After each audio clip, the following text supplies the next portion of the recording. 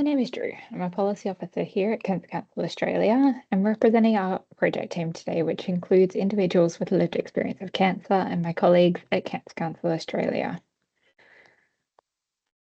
I'll start by acknowledging the Gadigal people of the Eora Nation, the traditional owners and custodians of the lands on which I'm coming to you from today, and pay my respects to elders past, present, and emerging. Sovereignty has never been ceded. It always was and always will be Aboriginal land. I also want to take a moment to recognise the invaluable contributions of those with lived experience of cancer and those who have loved, and care for them. Within Cancer Council's work, their voices are essential.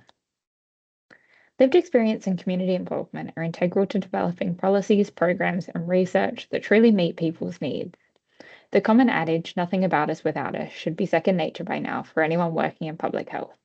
Yet, projects fall through the gaps, often because those leading them are unsure of how to engage in community consultation and co-design effectively, or the perceived barriers to doing so seem insurmountable. There are a number of frameworks across healthcare sectors, including those that you see on this slide, that exist to guide lived experience and community engagement.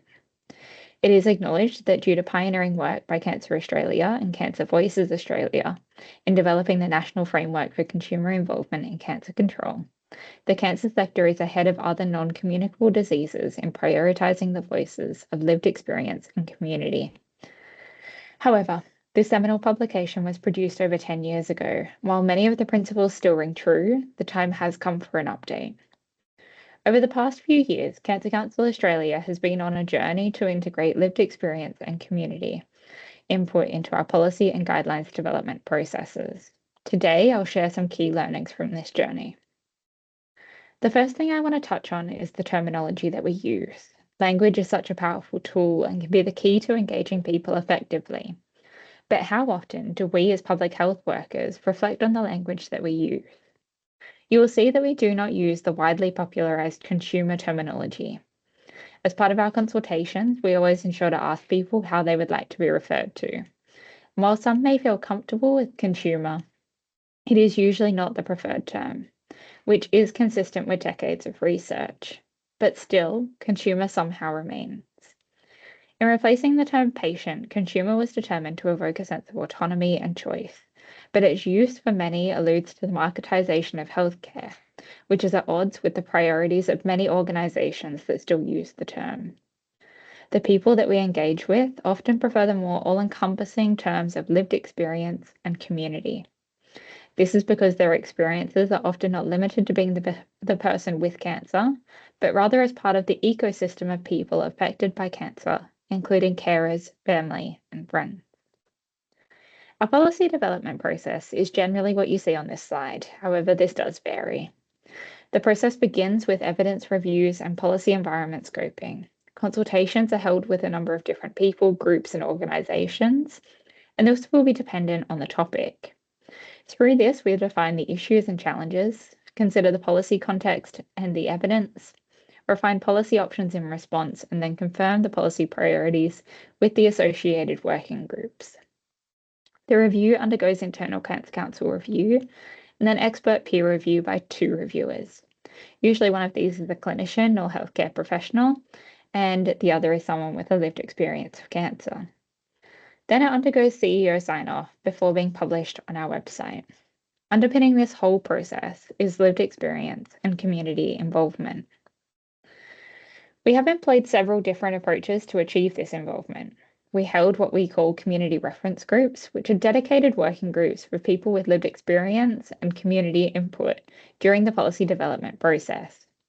We've included individuals with lived experience in broader expert advisory groups, which also include clinicians, researchers, and policymakers. And for more sensitive topics where group settings may not be the most appropriate, we've used one-on-one consultations. Additionally, all of our policies before being published are subject to external review, which includes one person working in the space and one person with lived experience. Drawing from my co-authors Sally and Shona, who both engaged in policy and guidelines work with Cancer Council Australia, as people with lived experience of cancer. Let's start with what we do well.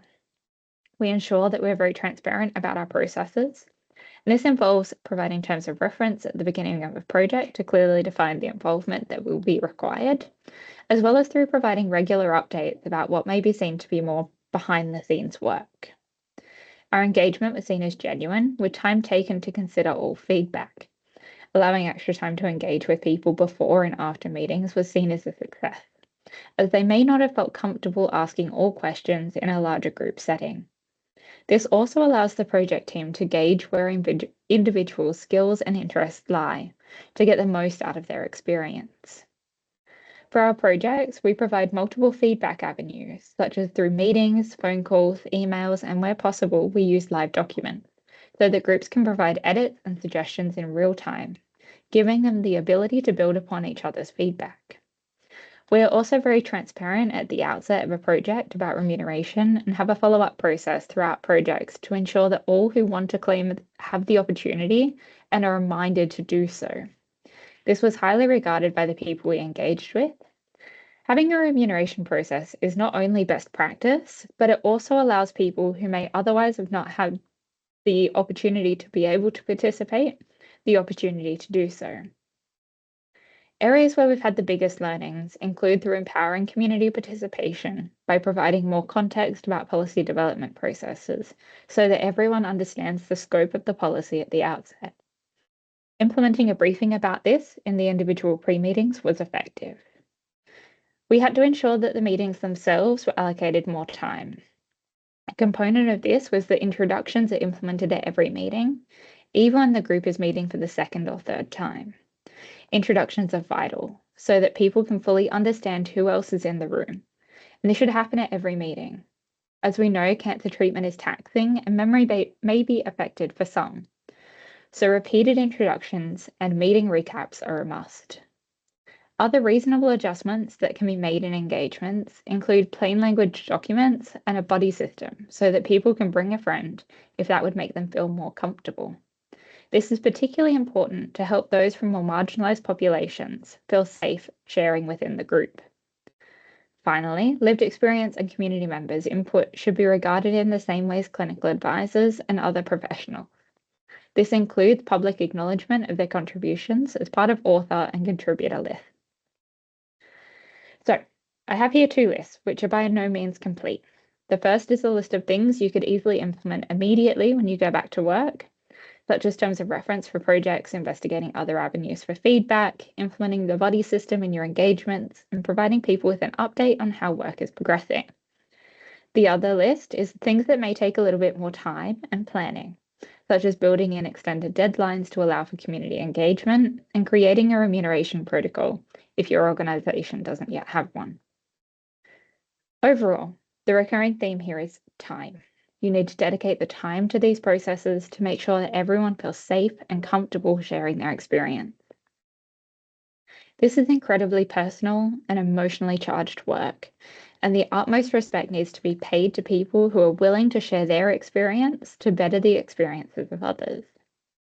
I hope by sharing some of our successes and learnings at Cancer Council Australia, you may feel better equipped to improve and empower people to be part of your work.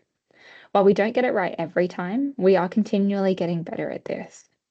And we, as the health sector, must guarantee meaningful and genuine participation, moving beyond the tokenistic involvement of the past. It is up to organisations, funding bodies, publishers, and leaders to ensure that the voice of lived experience and community is prioritised in the development of policies, programs, and research. The added value of involving community is insurmountable, and in our experience, far outweighs the challenges that may be faced along the way. This presentation is meant to spark a conversation about how researchers, policymakers, and program managers are involving people in the design and development phases. We must learn from each other to ensure that people with lived experience and community are engaged safely and appropriately.